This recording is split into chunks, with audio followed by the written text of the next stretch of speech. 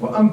پرسی میدیا و زمان و چۆنیەتی بەکارهێنانی زمانە ناو دەستگاکانی میدیا لە کوردستانەوەش بۆ خۆی مژارێکی قسە. هەموو کۆنفرانس و کۆبوونەوەی کە لە پێناو ئەوەدایە کە زمانی کوردی هەنگاوێک بەرەو پێشەوە بووە بە تایبەتیش لەم دواییانەدا لە پێناو پاراستنی لە هەژمونی زمانی ئینگلیزی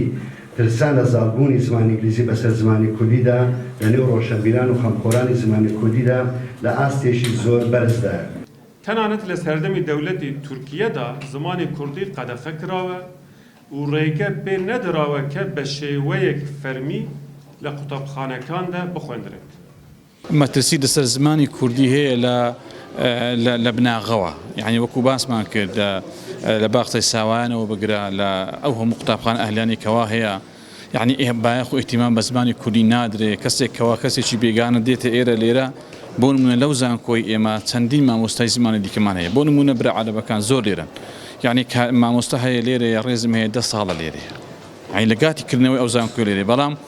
بە زمانی عەرەبی قسەیەکە و خۆی فێر زمانی کوردی نەکردی. بەڵام بۆ من ئەگەر بچمە بەغدا بۆ نمونە ئەبێ ئەبوو سەموڵاتێکی دیکە پێشوەخت زمانی ئەو وڵاتە فێر بم، اینجا خوێندن ئەتوانم بخوێنم، اینجا ئەتوانم کارم دەست بکەوێت، بەڵام لێرە ئێمە ئەو بایەخە نادەین. بۆ نمونە لە وەزارەتی پەروەردە وەکو باسم کرد ئێستا نووسی نەماوە، قوتابی نانووسێ، قوتابی هەر هەڵەبژێرێ، کاتێکەوە دێتە زانکۆ وەرە تەماشای لاپەڕەکانی قوتابیانمان بکە لە بەشی کوردی کەوە چ ڕێنووسێکیان هەیە، نە ڕێنووسیان تەواوە، نە خەتیان خۆشە، نە خاڵبەندیان تەواوە، ئەمە هۆکاری چییە؟ لەبەرەوەی ئەگەر تۆ کات خۆ ئێمە کە قوتابی سەرەتایی بوون مامۆستا ناچاری ئەکردن چارتە یەکوانە بنووسینەوە، ئێمە نەمانەزانی کە سوودەکەی چییە، یعنی پێمان زەحمەت بوو، بەڵام کە ئێستا تەماشا دەکەینکەوە بۆ ئەوە بووە کە خەتمان خۆش بێت کە ڕێنووسمان باش بێت. لەبەرەوە هیوادارین کە ئەو پانێڵانە واروها ئەو کۆنفرانسانە وا بکەیت کە زمانی کوردی بەرەو ئاراستێکی باشتر ببین، چونکە زمانی کوردی هیچی لە زمانەکانی دیکە کەمتر نییە. زمانی کوردی بە حکمەوەی کەوا کیانێکی سەر بەخۆی نەبووە ئێمە وەکو کورد، واروها کتێبێکی ئاسمانی کەوا خزمەتی زمان بکە نیمانە، بۆ نمونە زمانی عەرەبی بۆچی ئەوە باڵا دەست بووە، تۆ کتێبێکی ئاسمانێکە قورئانی پیرۆزە زیاتر خزمەتی ئەو زمانی کردووە، بەڵام ئێمە ئەوەمان نییە. بۆیە زمانی کوردی تووشی ئاستەنگ و تووشی وەکو نەتەوەکەی خۆی تووشی دابڕان و تووشی ئەوانە بووە، بۆیە پێویستی بەڕاستی پێویستە باوەی کە وەکو چۆن ئێمە وەکو نەتەوەقە و هەڕەشەمان لەسەر زمانەکەش هەڕەشەی لەسەرە، بەڵام داخەکەی ئێمە ئەوەیە ئەگەر تۆ لە باکووری کوردستان تەماشا بکەیت، لە ڕۆژهات تەماشا بکەیت، لەبەرەوەی ئازاد نین ئەوان ئەمە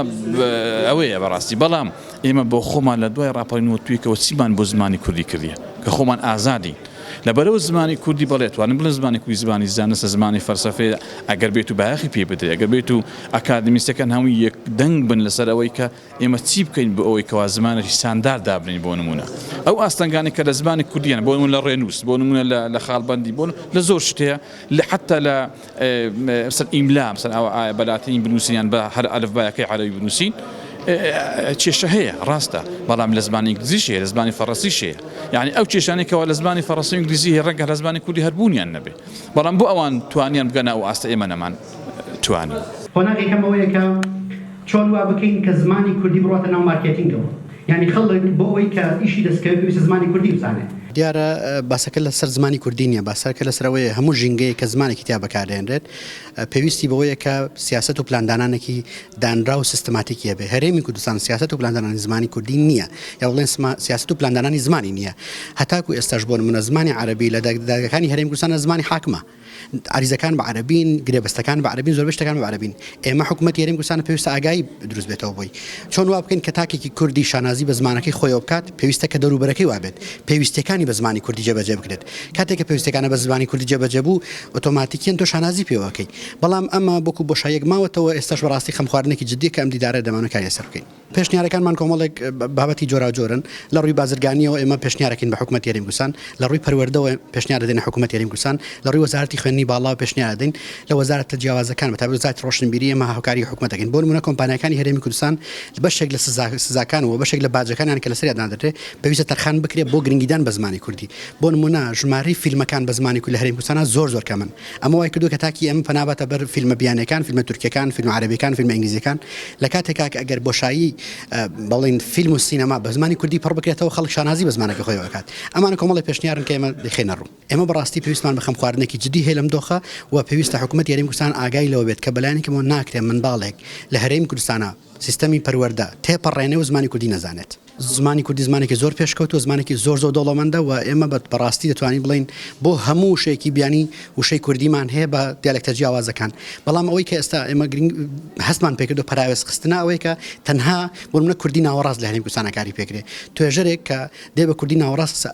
دەنووسێت یان قساکە یان کتێبێک تەرجەمەکات ئاگای لە دیالکتەکانی تر نییە بۆیە ناچارە بێت وشە بیانەکان و خوان بگوازێتەوە کە ئەم بەڕاستی سیستەمە لە منداڵانی ئێمە سیستەمە لە قوتابیان و خوێندکارانی ئێمە زمانکاری لەسەرەکان بریتە لە پرستیج ئەوەیە کە من کردومە ناونیشانی بابەتەکەم بریتە لە چۆن وا بکەین تاکی کوردی شانازی بە زمانی کوردی ئەو بکات